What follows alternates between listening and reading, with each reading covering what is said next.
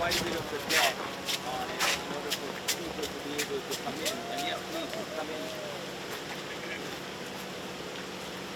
and kind of, they wanted to create a circle up there, which is very hard when it comes down to wooden material, because everything that we work with is linear. It needs to be square.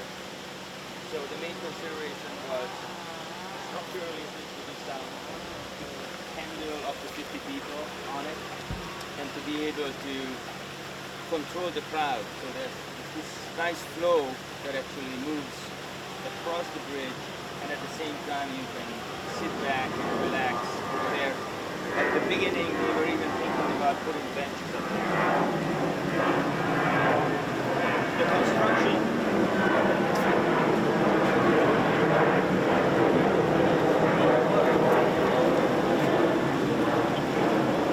what you don't see is actually a huge part of this construction.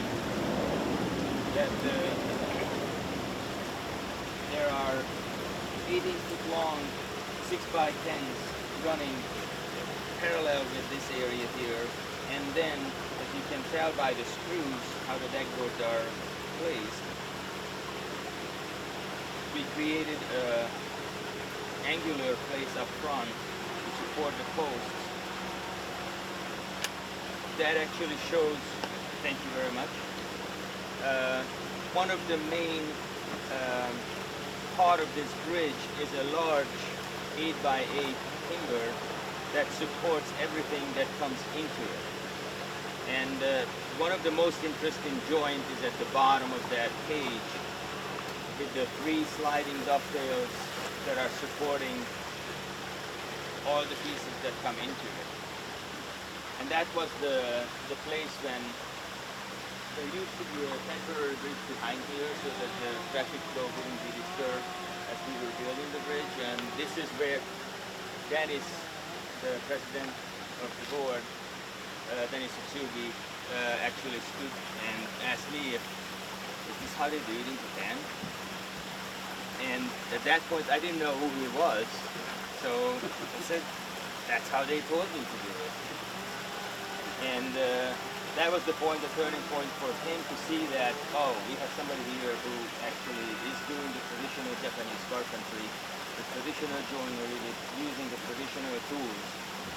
And that was the selling point for him. What you don't see is all the hidden joinery.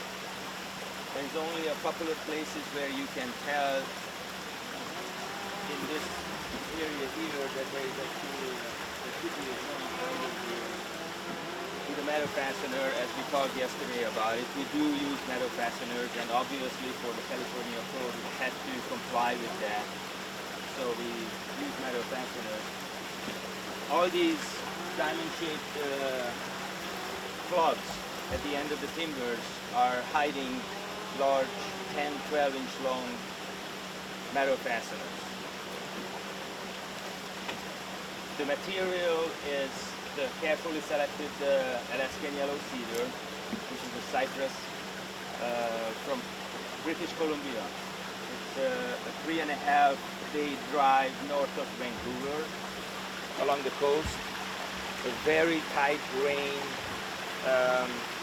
Sometimes I feel shameful to say that, but some of these trees are 1,500 to 2,000-year-old trees. If you look at some of these end grains here and try to count the rings, we have 35 to 40, 50 rings per inch. And you can't even see the middle of the tree. These trees are 8 to 10 feet in diameter and up to 75 feet tall. The sawmill actually produces masts for sailboats that are 60-65 foot long. The reason I'm mentioning that is because on this bridge, obviously the finances were in place. When we walk down and then we look at the Maple Bridge, you will see that it's cracking and checking, and there are knots, and in certain areas the material is not behaving the same way as this material does. when it comes to the point of building something that we think should last at least 10% of the lifetime, the lifespan of the tree, then we have to really carefully choose the joinery, the material that we use. I would like to have this bridge here for the next 75 to 100 years. And so that's why we were able to expand on the material. Obviously the joinery and whatever goes into the support structure and everything above that is definitely the highest, to the highest standards. But there are things that I would do differently. Over the course of the years, I discovered that there are certain things that I would probably do differently next time. It's nothing to do with the construction method. It's just a mentality that as I work on these bridges, as I discovered that the Southern California climate is very hard on materials and very, very difficult to maintain that integrity for the structure. As you touch the underside of the rails, you can still feel that it was hand planed. But look over to the top and you feel that it's a little grainy. Eventually, I would like to extend and bring it to your attention too that if you are going to do any wooden structures in your gardens, extend and abadan. Don't bring the gravel too close to the wooden structures, because that's what makes the material to break down faster. And so we tried to extend it as far as we could. I wish we had gone another 10 more feet, but it might be coming a little bit later. But I did find that here in Southern California, as soon as you have a little bit of wind, because it's so dry, and you have 250,000 people all year long carrying dirt and dust, it will settle on the material. And eventually that little grain of sand is going to attract moisture. Moisture is going to attract organic living organism, and it starts the process of decomposition. So it's one thing that I recommend to the garden too, is if you have personnel, then please walk the structures and then with a little feather just dust them off. Once a week, that's all you need. Obviously we can't really do that in between the back panels. And as you can tell, the gravel makes it all the way in there. And of course it is going to settle on the cross beam below it. It's going to attract 10 times more moisture, organic matter, and even though the Alaskan yellow cedar is probably one of the best material you can use outside as a soft material that will represent the Japanese style, what they would use in Japan too, it's still going to break down. Not as fast as probably the southern cypress that Dragon Bridge was built, which will be our next bridge to visit, but definitely will cause problems. And that brings me to the point where I said that I would like to have done something differently. The best protection that I can offer at this point is that anything that's under the decking needs to be covered with copper. There are thin sheets of copper that actually we did on the other bridge when we replaced the decking, and you just place it on top of the beam. So any gravel that falls down is not going to have direct contact with the material below it. Any water that drops down there will eventually flow over to the edge and then go down. The joinery on this is very complex. We have over 150 pieces just in the top portion of this bridge.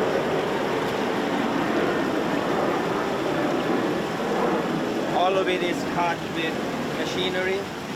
We did cut some of it by hand because we discovered a slight mistake during the process, which is always part of the learning curve, as we call it. And as you can see down here, there are two plugs that were, when the bridge was designed, I brought it to the attention of the people that if you only have this much space, it's not going to allow enough traffic. And I don't know, they probably didn't listen because we built it to the specs, and then we came up here and then we put the post in here, and then this is not going to work. So we actually had to cut back and then move everything back. That's why some of these details are here. I would have liked it to be a little bit longer, but we needed to extend further back there on the other way. So, but this is just part of the bridge building process that, yes, it's a learning curve up until to the very end. Even during the installation, you can make changes on it. We did stay up until 3 o'clock in the morning to finish it, but that's just a small part of it. Anybody have any questions? What's going behind you on the top of it? Oh, I'm hiding that. Thanks, Jacob. This joint is one of the most commonly used joints when you don't have the length of the material in order to put two pieces of wood together. This is called the step scarf joint. It's a very strong joint because up here at the top you can see that it comes into one piece joint the other one. On the side of it there's a slight angle, and then down here at the bottom there is another place where it locks into place. And very strong joint. The way it goes together is that you basically cut the two parts that are identical. The marking on this joint is done with all the other places. It's done with the 0.3 mechanical pencil. And we cut that line in half when we cut the joining of it.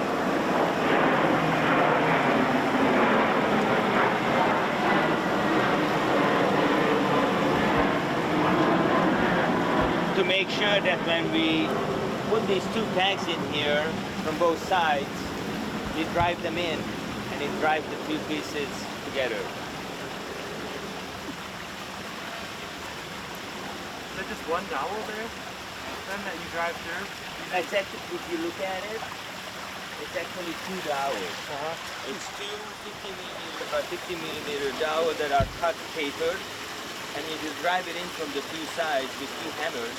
I mean, you assemble the piece as far as you could put it, but I was here by myself doing this, and so you use two 10-pound hammers, and then you slowly start to bring it together. Are the dowels the same material as the rest of the structure? No. Most of the plugs that you see on this structure is white oak, which is another very well-known material that's very good for the outside. Is there a reason the particular material is the oak is less financially, or is that practical, or is it? The oak is hardwood, the cypress is a softwood. So if I try to drive a softwood in there, then most likely if I use the same material, the smaller piece, because it goes in, this is all end grain here and there, that forces the two pieces together. If I use a softwood, the smaller piece will actually compress instead of putting the two pieces out together. So that's why we use hardwood. What's the name again of the joint? It's a scarf joint. The step scarf joint.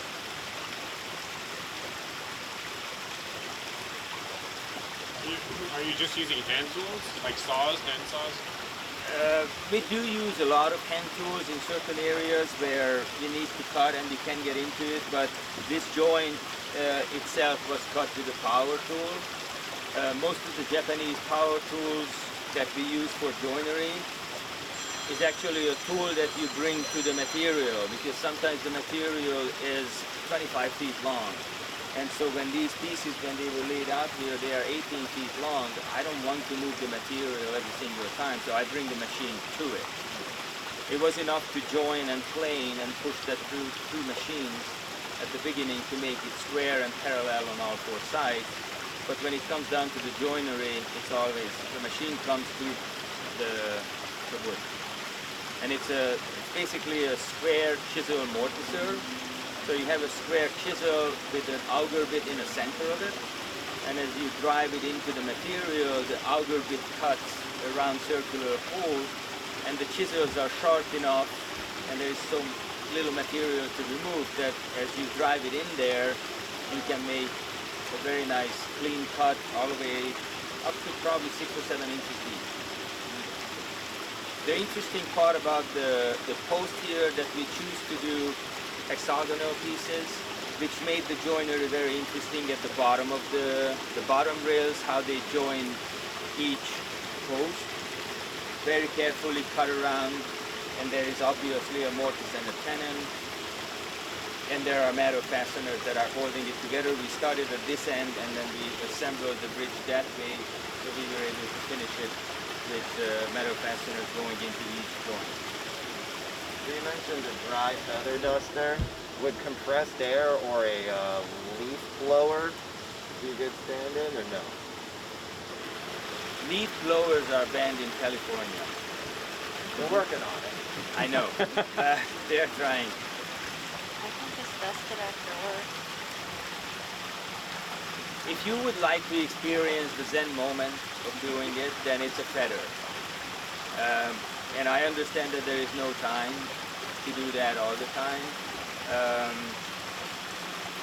I assume that the small blower would definitely work. You may not get rid of as much as you would get rid of with even a rag. But don't make the rag wet, because that's the last thing you would like to do is to apply moisture back into the material. I've seen that like a microfiber duster thing. They use it in the castle and different. It's, yes. Yeah. Most Inside. Inside, yes, interior-wise you can use that, and you can probably use that on these materials. Spider webs, a huge concern, because spider web attracts not only dead flies and mosquitoes, but as you blow the bridge around, you attract organic matter. So it's very important. Around the base of these, there are obviously stones placed so you wouldn't see it even from a far distance. But twice a year I tell the gardeners, somebody needs to go down there and then clean around each post, because the organic matter piles up and then you start the decomposition process from the bottom up.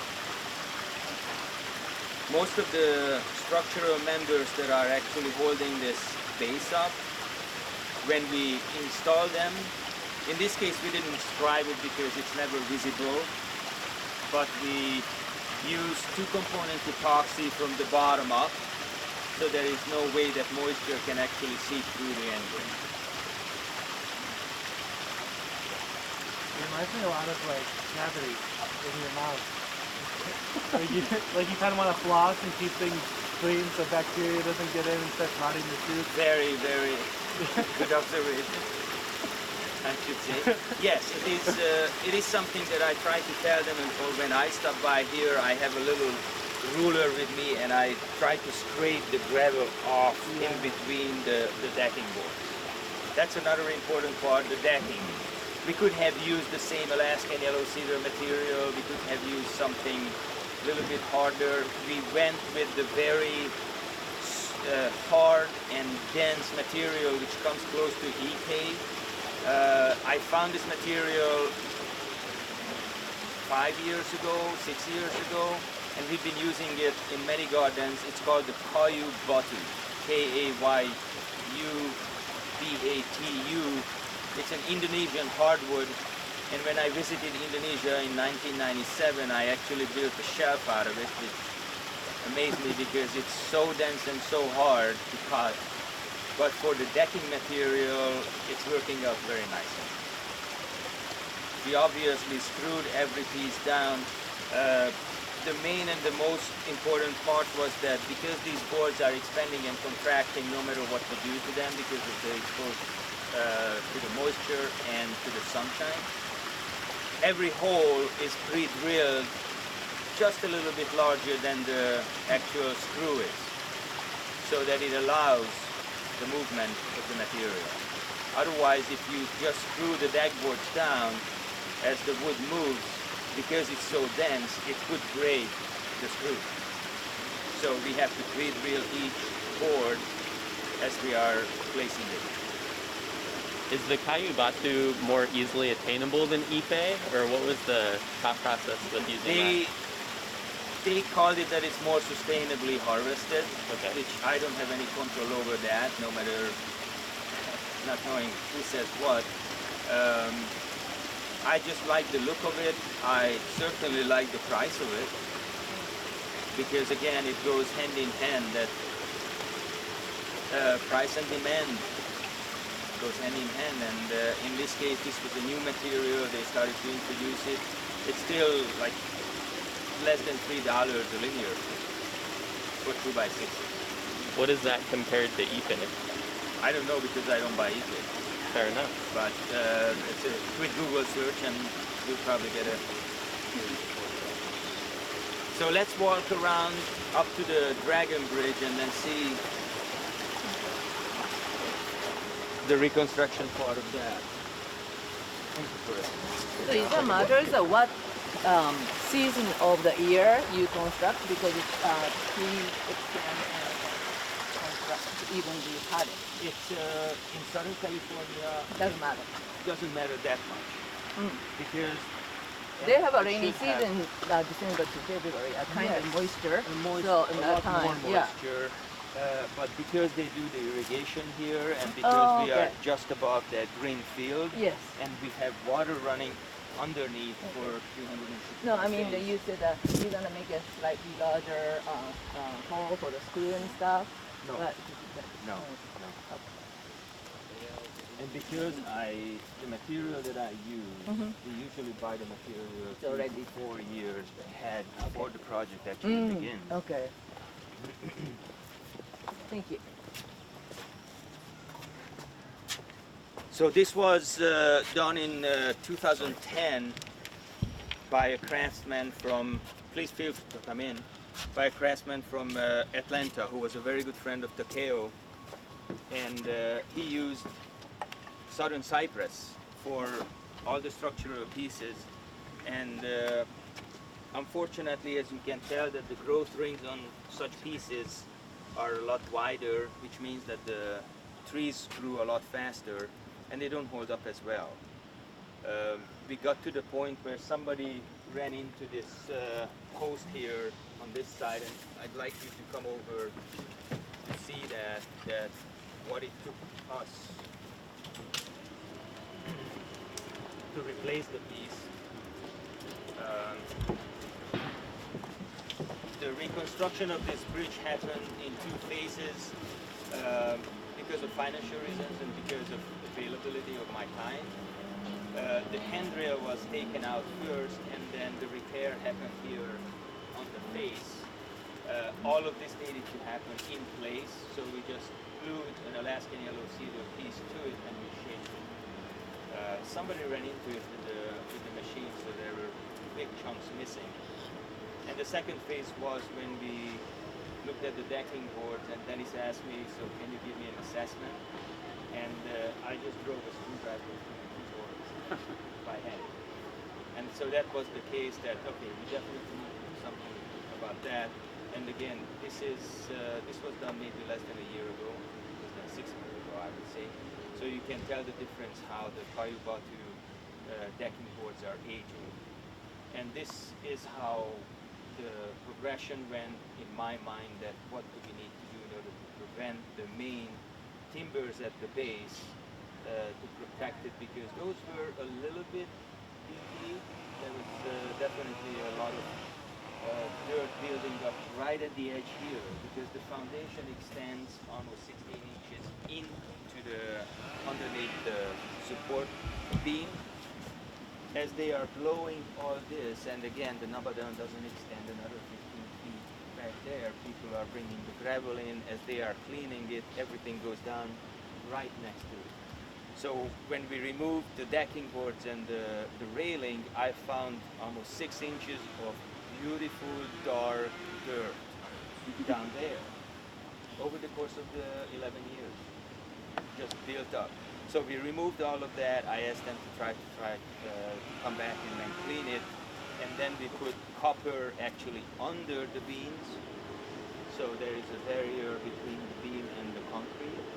And then we put copper sheets. There are 3 support members down there, and we covered them with a thin sheet of copper that actually overhangs the edge of the pieces, so that dirt and water will always fall down from it.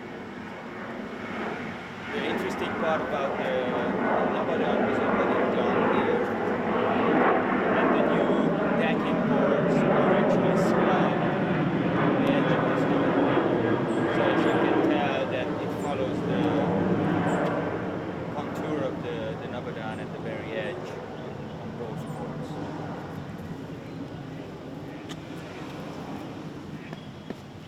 You said you put copper over the top of the beam, and then you on top of that, you have fasteners going through copper, holding the decking board up.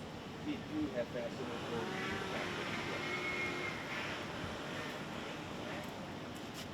But it's all, you cannot see the fasteners because we didn't fasten the boards. This is a narrow enough ridge that we didn't need to use fasteners in the center because the material, the polybutton, is so dense and structurally strong. So all the fasteners are actually under the bottom rail to prevent moisture or any other organic matter to fall down there through that. But it is a valid point that if you do use copper and you use screws going through it, and eventually it will puncture it. There is a roofing material called ice water shield that can be actually placed on top of that. So when you go through it with the metal fastener, you can, I think you can penetrate that at least 5 times before it gives in. But if you go through it 1 or 2 times with the screw, it's a neoprene material that if you close around the screw and seal it. Hold into the screw. It's not just to hold onto the screw, but it seals the opening around the screw.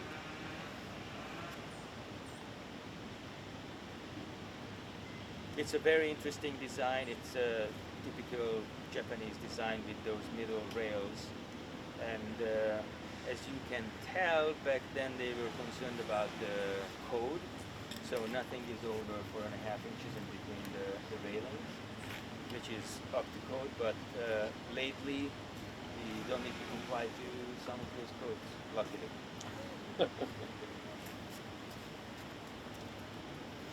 Is there anything that can be done about the crackling? I have tried many things. My first thought was that, what if you just coat that with oil? Obviously, with such a high UV exposure here, the oil only lasts for a couple of weeks, and then it seeps in and it disappears. That's part of the reason we tried to use Alaskan yellow cedar material, because somehow the old material that's old growth has a lot more sap into it, and so that keeps moisture out. I tried 2-component liquid epoxy, so you could put it on, you have an hour working time with that, it would seep deep into it, but with the UV here, it actually breaks it up and disappears in, I would say, in a year. So my best option is to try to hand plane those places too, so to make it water repellent at least, and then leave it there. The interesting part about these Eboshi finials, that originally they were turned out of wood. They obviously didn't have the resources or the money to cover these, because 4 of these would cost you up to $1,200, $1,500.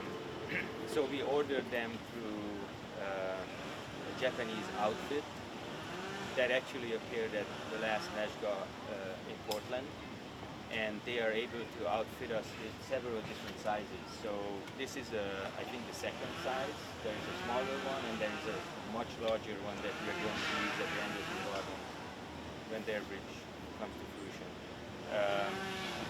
These are bronze, cast bronze, beautifully made pieces, and obviously we had to build the structure inside there out of wood, so we can actually use these. These are actually just 4 nails holding it in place, which I always questioned. I would like to have some other fastener, and we ended up using construction adhesive inside there. So we have many sided Alaskan yellow cedar pieces cut up to here. We shaped it to the side so we can be close to it, and we put a lot of construction adhesive in there, so we have a secondary fastener inside there with that, and I don't think they move much, a little bit. But once in a while we may need to come around and do just enter the nails in a little bit further. But I strongly recommend to use that, and that will prevent most of the moisture to actually seep inside there. There are metal fasteners actually. There's a threaded rod that goes all the way down into the foundation, which probably goes down to almost 2 feet, and comes all the way through the top of the post with a large knot, so you can adjust the tension how much you want. And this is actually a curve.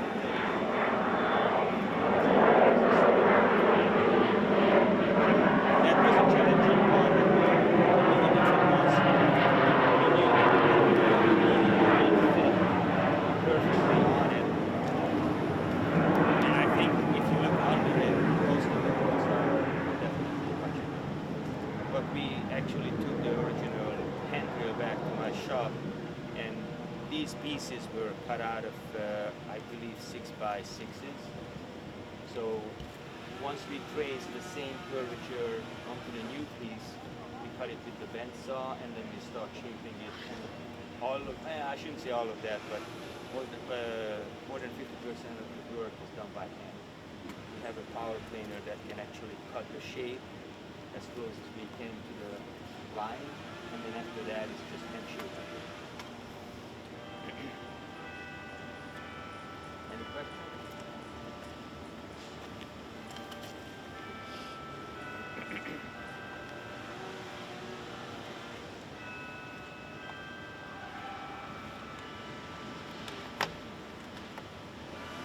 So let's walk down to the Maple Bridge. Even though the story behind that is pretty much similar to that, to all of these other ones, except that you will see that the material is, they didn't have the finest at that point, so they needed to choose lower material. There is one aspect of that bridge is that it's a very neat one that is made out of recycled timber from Idaho. So Alaskan yellow cedar is the same material as these, but we were able to find some huge 24 by 24 by 50 foot long beams and timbers in Idaho when they tore down a coal mine truss for the trains that were bringing the coal down from the side of the mountain. And it was unbelievable find, one of a kind. I went back a year later and I asked the person if he's got anything left, and he said, nope, sold out. You said that as a renovation process, like hand plane some of the material, that puts the water down surface. Given a Northern California climate and say 20,000 visitors a year, what would you guesstimate is the interval for that type of restoration? Hand plane. How often? It's very hard to say in Northern California. I would leave it as long as you have structural damage to it. As soon as you start seeing that there are indentations on it or dry rot happens, that's when you come to it. But it might happen with this material. If this was in Northern California, you might go for 40 years without needing the cutting. We're redwood up there. Redwood is a lot softer than the Alaskan yellow cedar. So Give me a call. yeah, please.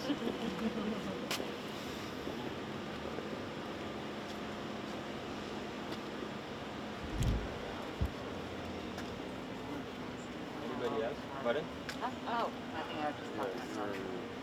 Feed them, right? Yeah. That might be hopefully that. We'll see. Another good point to really bring it to attention, and I keep telling to them that if you plant material really close to the bridges, you will probably have irrigation running to keep the plant alive. And for the past so many years, I keep telling them, it's like, can we just move that a little bit away? So if you can keep moisture and vegetation away from the structures, like that fern behind there is really not ideal because it does lose quite a bit of leaves there, the foliage, and all of that falls right next to that area there. That was one other thing that we did with this bridge when we looked at the structural beams underneath. In order to save them, there is a liquid epoxy that Lowe's actually sells it. And you can just pour it anywhere you want and it soaks in right away. And then within 20 minutes it dries and you can just pour it back in, and it creates a water barrier, so no more moisture will be able to be absorbed by the piece.